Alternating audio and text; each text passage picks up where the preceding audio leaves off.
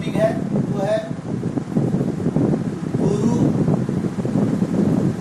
बीजाणु धानी मेगास्पोरेंजियम की गुरु बीजाणु धानी की संरचना, स्ट्रक्चर ऑफ मेगास्पोरेंजियम, और दूसरा एंड गुरु बीजाणु जनन।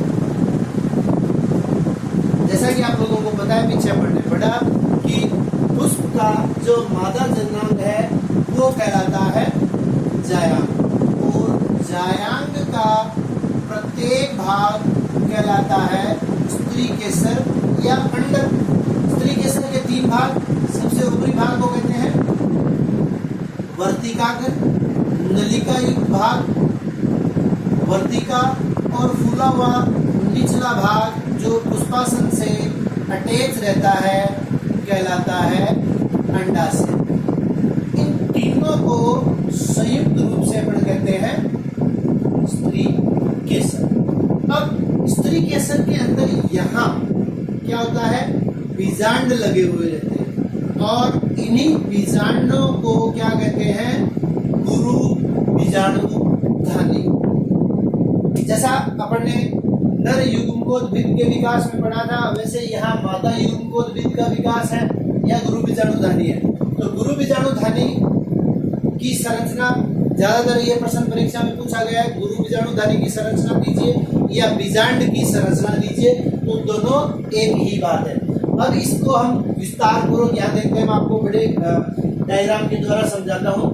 गुरु बीजाणु धानी, तो जैसे अपन ने लघु बीजाणु धानी पढ़ा था, लघु बीजाणु धानी कहाँ विकसित होती है, लघु बीजाणु पर्ण पर।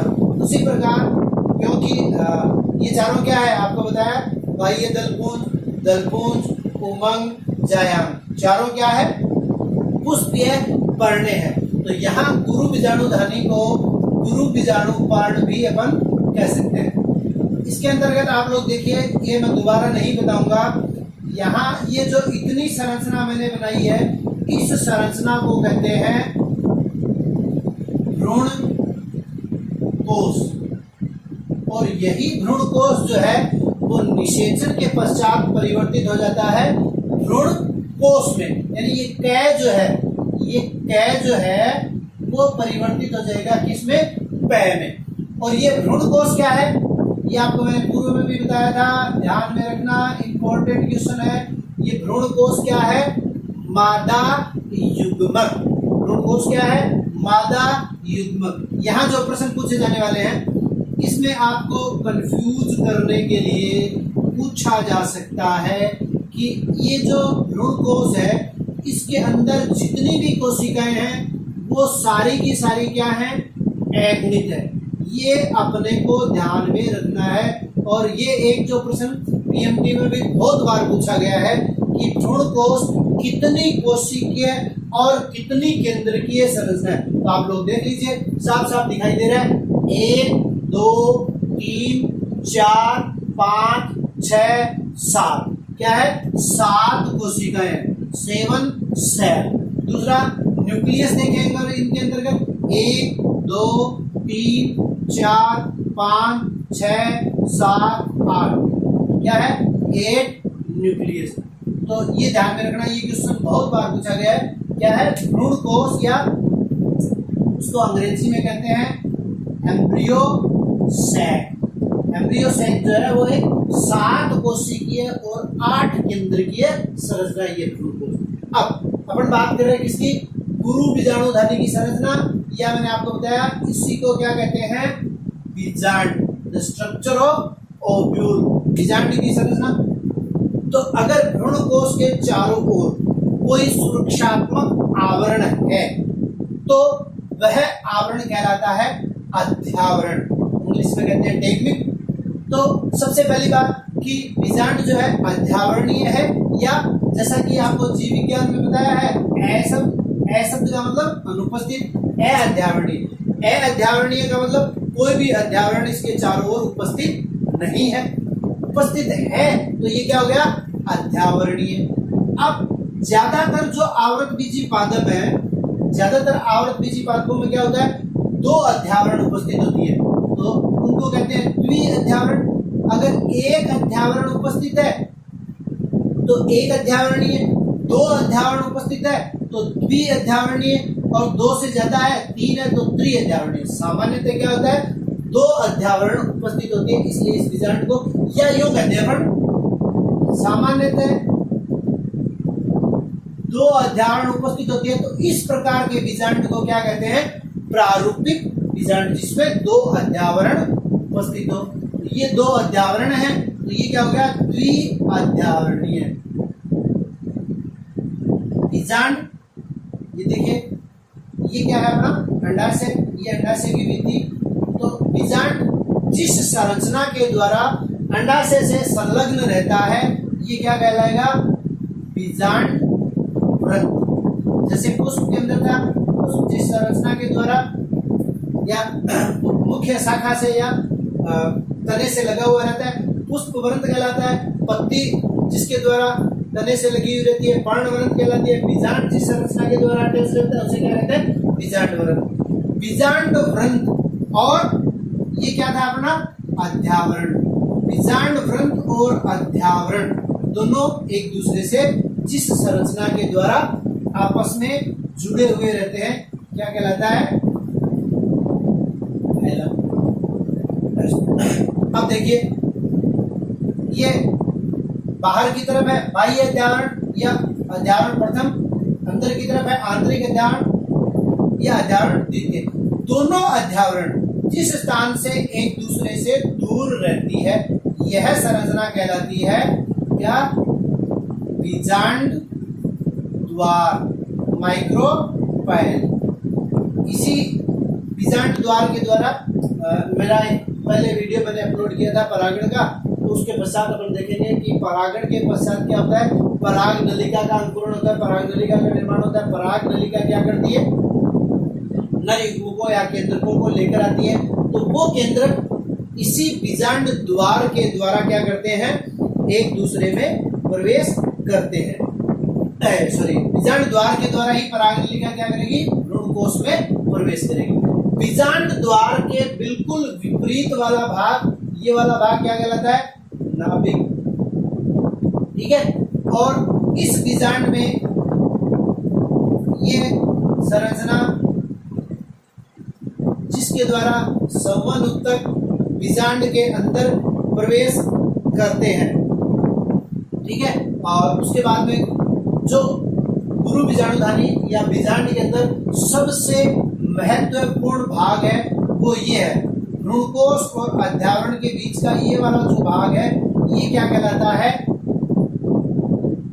ये कहलाता है न्यूक्लियस या बीजांड का।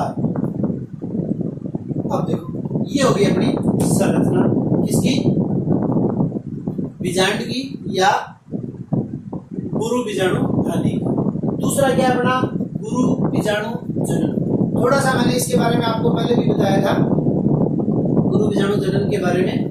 क्या, जब हमने लघु बीजाणु जनन पढ़ा था तो उसमें अंतर बताया था कि लघु बीजाणुधानी की प्रत्येक कोशिका क्या करती है, अर्धसूत्री विभाजन के द्वारा लघु बीजाणुओं का निर्माण करती है, जबकि गुरु बीजाणु जनन के अंतर्गत आपको मैंने बताया था वहां एक कोशिका। अब देखिए बीजांड काय, बीजांड काय मैंने आपको बताया ये वाला भाग जो है बीजांड काय है। अब देखिए गुरु बीजाणु जनन क्या है, बीजांड काय की कोई एक कोशिका, बीजांड काय की कोई एक कोशिका अपने आसपास स्थित कोशिकाओं से पोषण प्राप्त करके आकार में बड़ी हो जाती है।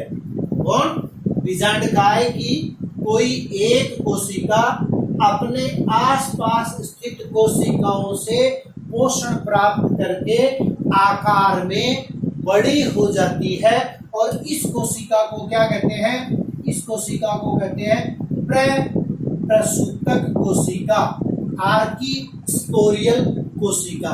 यह आर्कीस्पोरियल कोशिका क्या करती है, समसूत्री विभाजन द्वारा विभाजित होकर दो कोशिकाओं का निर्माण करती है। एक को कहते हैं प्राथमिक भित्तीय कोशिका, प्राइमरी होल सेल, और दूसरा वही MMC। यहाँ वहां MMC का मतलब था माइक्रोस्पोर मदर सेल, यहाँ MMC का मतलब क्या है, मेगास्पोर मदर सेल। यानी हिंदी में कह देंगे गुरु बीजाणु मात्र कोशिका, गुरु बीजाणु मातृ कोशिका। अब ये कोशिका क्या करेगी, अर्धसूत्री विभाजन के द्वारा, वहां पर भी 4 लघु बीजाणुओं का निर्माण हुआ था, यहां पर भी क्या होगा, 4 गुरु बीजाणुओं का निर्माण होगा। तो ये कह सकते हैं गुरु बीजाणु मात्र कोशिका अर्धसूत्री विभाजन के द्वारा गुरु बीजाणु चतुष्क का निर्माण करती है, जिसे गुरु बीजाणु जनन कहते हैं। अब अंतर क्या है यहाँ पे, तो अंतर यह है कि इन 4 में से ये 3 जो गुरु बीजाणु हैं वो नष्ट हो जाते हैं और एकमात्र इसमें गुरु बीजाणु जो है वो क्रियाशील रहता है। इसको कहते हैं अपन गुरु बीजाणु जनन। ठीक है, अपना टॉपिक है बीजांड के प्रकार। तो बीजांड की संरचना अपन ने देखी, तो बीजांड की संरचना में 3 मुख्य चीजें आती है अपने पास। क्या क्या, एक जो मादा युग्मक है भ्रूणकोश, दूसरा बीजांड द्वार और तीसरा निभाग। इन तीनों की उपस्थिति या पोजीशन, सॉरी उपस्थिति नहीं, स्थिति या पोजीशन के आधार पे बीजांड जो है वो 6 प्रकार के होते हैं, ऋजु, प्रतीप, वक्र, अनुप्रस्थ, अर्ध प्रतीप और कुंडलित। ऋजु के अंतर्गत क्या होता है, ये सबसे साधारण प्रकार का उदाहरण इसका पॉलीगोनेसी और पाइपेरेसी। देखिए ये था अपना भ्रूणकोश और ये अध्यावरण, और ये बीजाणु द्वार है, और बीजाणु द्वार के बिल्कुल विपरीत वाला भाग क्या है, निभाग। तो यहां क्या है, इसको हम जो प्रारूपिक प्रकार का बीजांड हमने पढ़ा था वो क्या होता है, प्रतीप। प्रतीप का मतलब उल्टा। तो अधिकांश आवृत बीजी पादपों में प्रतीप प्रकार का बीजांड पाया जाता है। ये जो अपन ने उदाहरण लिख रखे हैं यहाँ देखिए, इन उदाहरणों को छोड़ दें तो बाकी आवृत बीजी पादपों के जितने भी कुल है उन सभी कुलों में उल्टे प्रकार का बीजांड पाया जाता है। तो ऋजु क्या है, सीधे प्रकार का। अब सीधे प्रकार का उल्टे प्रकार का क्या है, इसको समझने के लिए आप यहां देखिए कि ये था अपना स्त्री केसर। ठीक है, और पहले मैंने एक वीडियो बनाया था परागण का। तो परागण क्या होता है, ये परागकण आगे गिर गया, पराग कोश से पराग कण के वर्तिकाग्र तक पहुंचने की क्रिया परागण। तो ये वर्तिकाग्र है और वर्तिकाग्र के ऊपर ये क्या आ गया, परागकण। अब क्या होगा, पराग अंकुरण होगा। पराग अंकुरण होगा तो ये क्या करेगा, पराग नलिका का निर्माण करेगा। और मैंने आपको अभी थोड़ी देर पहले बताया था कि पराग नलिका जो है वो क्या करेगी, बीजांड द्वार से बीजांड में प्रवेश करेगी। ठीक है, ये बीजांड द्वार है, और अभी जैसे मान लो ये बीजांड, इस बीजांड को अपन यहां बना देते हैं, ये आ गया बीजांड यहां। तो अब पराग नलिका इधर से आ रही है ऊपर से, तो ये क्या करेगी, सीधे इस बीजांड में प्रवेश कर जाएगी, अर्थात बीजांड द्वार से। इसलिए ये क्या हो गया, सीधे प्रकार का। और जो प्रतीप अपन ने बनाया था उल्टा, तो ये उल्टे प्रकार का। यहाँ बीजांड द्वार ये, तो यहाँ पराग नलिका इधर से आके और नीचे से प्रवेश करेगी। खैर, ऋजु प्रकार के बीजांड न्यास के अंतर्गत क्या है, या बीजांड में क्या है, बीजांड द्वार, भ्रूणकोश और निभाग तीनों एक सीधी रेखा में उपस्थित होते हैं। इसे क्या कहते हैं, ऋजु। उदाहरण पॉलीगोनेसी, पाइपेरेसी। अब आ गया प्रतीप, जो अपन ने अभी थोड़ी देर पहले बनाया ही था। प्रतीप के अंतर्गत क्या है, ये भ्रूणकोश है और ये क्या है, बीजांड द्वार। ये आ गया बीजांड। तो ये बीजांड द्वार क्या हो गया, जस्ट बिल्कुल विपरीत हो गया। निभाग क्या हो गया, ऊपर की तरफ आ गया। यहाँ निभाग नीचे की तरफ था, तो ये हो गया उल्टा प्रतीप, जो कि अधिकांश आवर्त बीजी पादप कुलों में पाया जाता है। उसके बाद में इन दो को छोड़ के पहले देखते हैं अर्ध प्रतीप। अर्ध प्रतीप का मतलब क्या है कि ये उल्टा होते वक्त पूर्णतः उल्टा नहीं होता, अभी आधा ही उल्टा होता है, ये इस प्रकार से। तो इसको क्या कह देंगे, अर्ध प्रतीप। उदाहरण रेननकुलेसी, प्रीमुलेसी। अब देखिए वक्र, वक्र के अंतर्गत क्या होता है कि भ्रूण कोष जो है इस प्रकार से, भ्रूण कोष इस प्रकार से, और यूं कह सकते हैं कि पूरा का पूरा बीजांड जो है वो क्या हो जाता है, घोड़े के नाल की भांति हो जाता है। इसको अपन क्या कहते हैं, वक्र प्रकार का बीजांडाश। उदाहरण क्रूसीफेरी और लेग्यूमिनेसी। क्रूसीफेरी के अंतर्गत आपका सरसों आता है, लेग्यूमिनेसी के अंदर समस्त दालें आती है। अनुप्रस्थ, अनुप्रस्थ के अंतर्गत क्या होता है कि ट्रांसवर्स, आप लोगों को पता है ट्रांसवर्स सेक्शन जब अपन काटते हैं तो 90 डिग्री, तो यहां क्या है, भ्रूण कोष ये और जो अपना निभाग है ये निभाग यहां आ जाएगा, और भ्रूण कोष और निभाग के बीच में क्या होगा, 90 डिग्री का एंगल बन जाता है। और जो अपना ये भ्रूण कोष है वो भी क्या होता है, थोड़ा सा तिरछा हो जाता है। कुंडलित, कुंडलित का उदाहरण है केकटेसी और प्लेम्बेजिनेसी। यहां ध्यान रखना आपको, कुंडलित के अंतर्गत क्या है कि बीजांड के अंदर ये जो संरचना है, ये संरचना क्या कहलाती है, आप लोगों को याद होगा अभी थोड़ी देर पहले अपन ने पढ़ा था, बीजांड व्रंत। जब बीजांड व्रंत ये क्या है, भ्रूणकोष है, और भ्रूणकोष के बाद में ये अपना बीजांड काय हो गया और ये बीजांड व्रंत। जब बीजांड व्रंत बीजांड को चारों ओर से घेर लेती है तो इस प्रकार के बीजांड को क्या कहते हैं, कुंडलित। अब लास्ट टॉपिक बचा है अपना इस चैप्टर का, और वो करके अपने इस चैप्टर को खत्म करते हैं। लास्ट चैप्टर टॉपिक क्या है, मादा युग्मकोद्भिद का विकास। तो सबसे पहले तो 1 नंबर का प्रश्न बनता है मादा युग्मकोद्भिद का विकास के अंतर्गत कि आवृत बीजी पादपों में किस प्रकार का विकास पाया जाता है, किसका, मादा युग्मकोद्भिद का।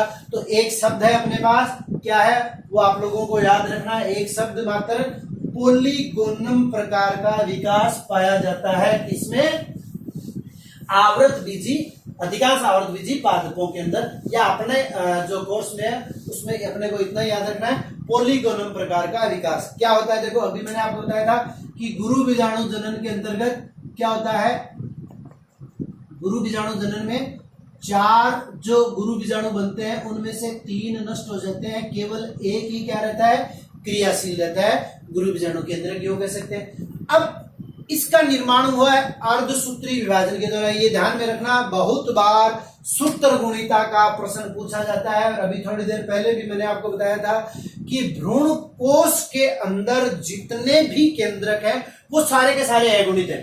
अब देखिए क्या होता है, मादा युग्मकोद्भिद का विकास, जो अपन ने बात की थी कि भ्रूण कोष क्या होता है, एक 7 कोशिकीय और 8 केंद्रकीय संरचना। तो ये 7 कोशिकीय और 8 केंद्रकीय संरचना का निर्माण ही क्या है, मादा युग्मकोद्भिद का विकास। जैसे कि नर युग्मकोद्भिद के विकास में अपन ने देखा था कि एक केंद्रक से 3 केंद्रकीय संरचना का निर्माण होता है। अब देखो कैसे, यहां क्या होगा, पहले एक समसूत्री विभाजन, एक समसूत्री विभाजन से क्या बन गए, 2 केंद्रक, और ये दोनों केंद्रक अब क्या करेंगे, विपरीत ध्रुवों पर चले जाएंगे, और विपरीत ध्रुवों पर जाने के पश्चात यहां क्या होगा, फिर द्वितीयक समसूत्री विभाजन, द्वितीयक समसूत्री विभाजन से क्या हुआ, एक केंद्रक 2 केंद्रक में, और फिर क्या होगा, तृतीयक समसूत्री विभाजन, और तृतीयक समसूत्री विभाजन से प्रत्येक केंद्रक क्या करेगा, एक एक केंद्रक और निर्माण कर लेगा। इस प्रकार 8 केंद्र की युक्त संरचना होगी। यहां से एक उत्तरी ध्रुव से और एक दक्षिणी ध्रुव से एक एक केंद्र क्या होते हैं, मध्य में आते हैं, और इनकी केंद्रक भित्ति विघटित हो जाती है। तो ये बन गया 2 केंद्र युक्त संरचना, एक कोशिका मध्य में, तो इसको क्या कहेंगे, द्वितीयक कोशिका, या इसका दूसरा नाम है ध्रुवीय कोशिका। नीचे की तरफ एक अंड कोशिका और 2, ये दोनों क्या है, सहायक कोशिका, और इनके विपरीत, या यूं कह सकते हैं फिर बीजांड द्वार के अंतर्गत, जो बीजांड द्वार के विपरीत क्षेत्र की ओर जो कोशिकाएं पाई जाती है, बीजांड द्वार को बीजांड का मुख भी कहते हैं, इसलिए ये बीजांड द्वार प्रति प्रकार के बीजाणु में इस प्रकार इधर होगा। तो ये जो इसके विपरीत जो कोशिकाएं हैं उन कोशिकाओं के समूह को क्या कहते हैं? प्रतिमुखी कोशिका, एंटीपोडल सेल। तो ये देखिए क्या था, एक केंद्र के युक्त गुरु बीजाणु था, यहाँ 8 केंद्र के युक्त गुरु बीजाणु का निर्माण हुआ। तो एक केंद्रक से 8 केंद्रकीय और 7 कोशिकीय ये संरचना है, इसको अपन कहते हैं मादा युग्मक भ्रूणकोश। और ये 8 केंद्र की युक्त संरचना का जो निर्माण होता है ये मादा युग्मकोद्भिद का विकास है। और किस प्रकार का विकास, मैंने आपको पहले भी बताया था, इस प्रकार के विकास को कहते हैं पॉलीगोनम प्रकार का विकास। इस प्रकार से आपका ये सेकंड चैप्टर जो है वो कंप्लीट होता है। धन्यवाद। इधर को गुणा 20 गुणा 60।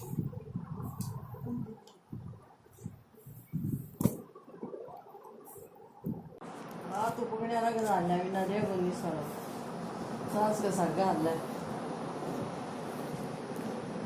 जावा की मी